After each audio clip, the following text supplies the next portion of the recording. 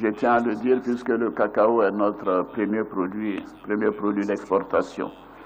Et en réalité, quand il s'agit de parler d'émergence, le premier critère pour les pays africains, c'est d'avoir la volonté politique de réduire le taux de pauvreté et de faire en sorte que la croissance profite au plus grand nombre. Pour profiter de la guerre et t'enrichir toi et ta femme grâce au cacao, là tu nous as pas donné des cours d'économie. Et tu n'as pas fait profiter le plus grand nombre. On voit la Côte d'Ivoire qui est le premier producteur mondial du cacao avec 1 200 000 tonnes par an. Alors c'est cool que ça augmente pas, mais l'explication, elle, est moins cool.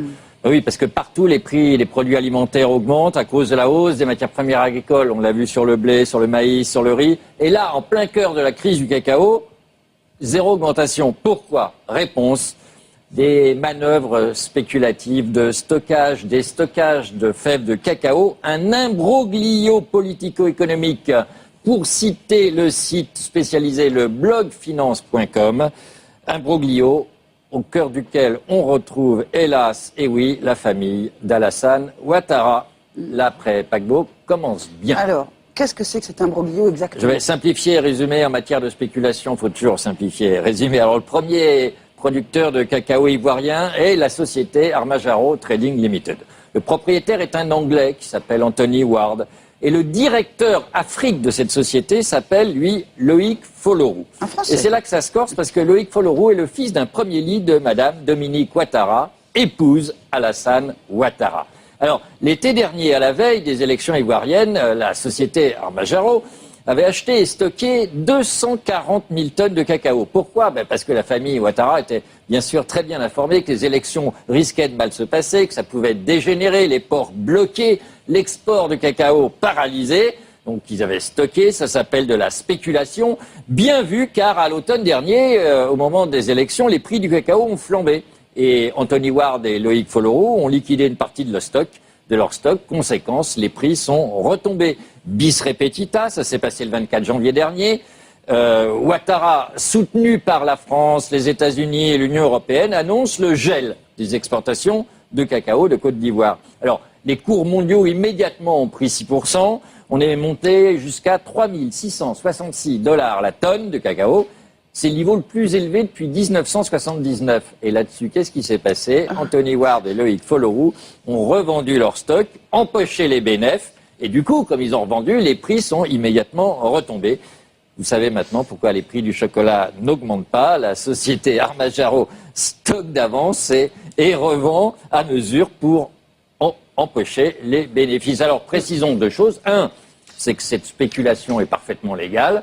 Et que deux, elle est parfaitement connue des milieux d'affaires et boursiers spécialistes de l'Afrique et du cacao. Il pourrait attendre davantage et gagner encore plus d'argent s'il laissait le cours flamber. Oui, mais en matière de spéculation, il ne faut pas trop attendre non plus. Comme l'expliquait le journal Le Monde dès le 24 février, je cite, « La résolution du conflit pourrait faire retomber brusquement les cours.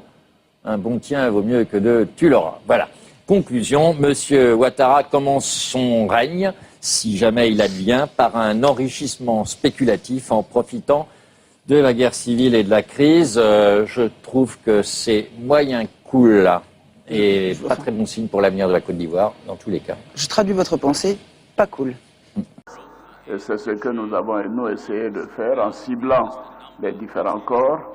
J'ai parlé des paysans avec l'augmentation des prix aux producteurs. Ça a été d'ailleurs la même chose pour le café, pour le coton, pour l'anacarde.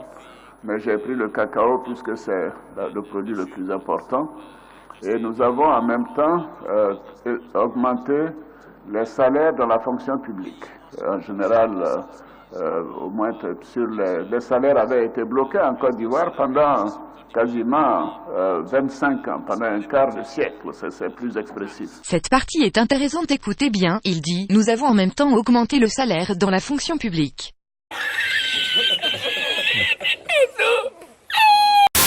Et ensuite, très important, il commence à mentir et commence à être imprécis, il dit, en général au moins sur les... En général, au moins Au moins sur les quoi, monsieur Draman?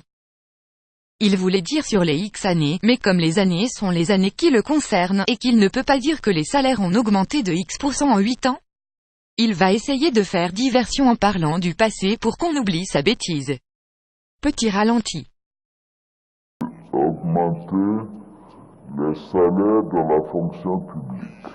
En général, au moins les salaires avaient été bloqués en Côte d'Ivoire pendant quasiment 25 ans. Oh non, oh non, pas ça. Pas aujourd'hui, pas maintenant, pas après tout ce que tu as fait.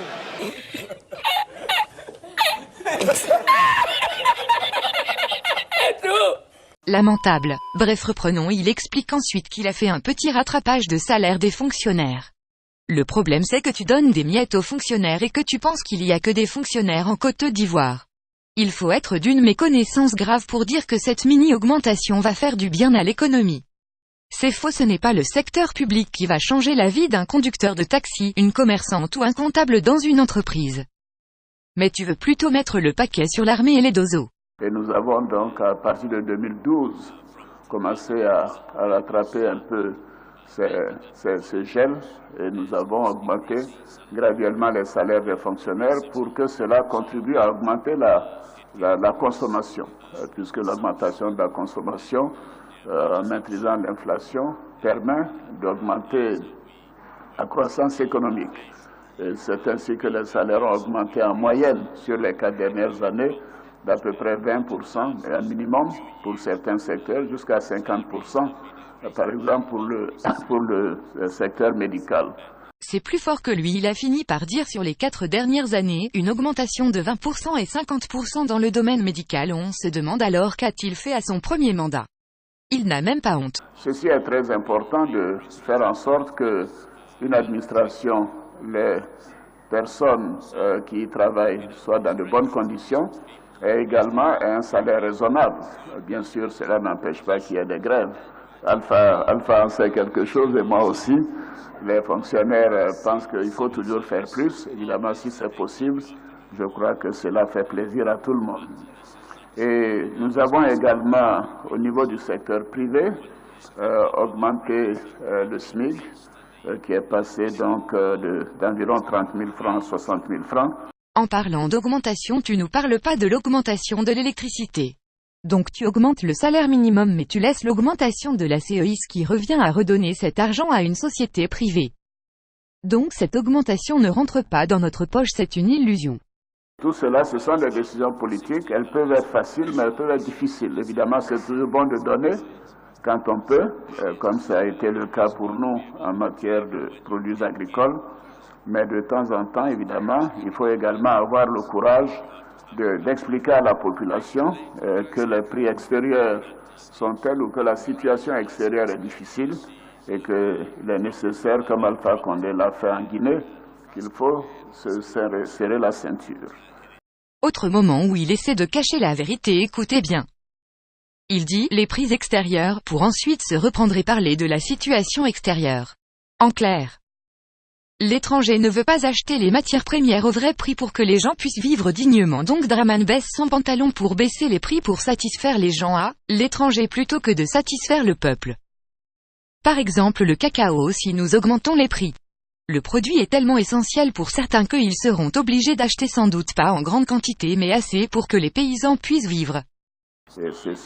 Donc la volonté politique est un élément essentiel en matière de poursuite de l'émergence.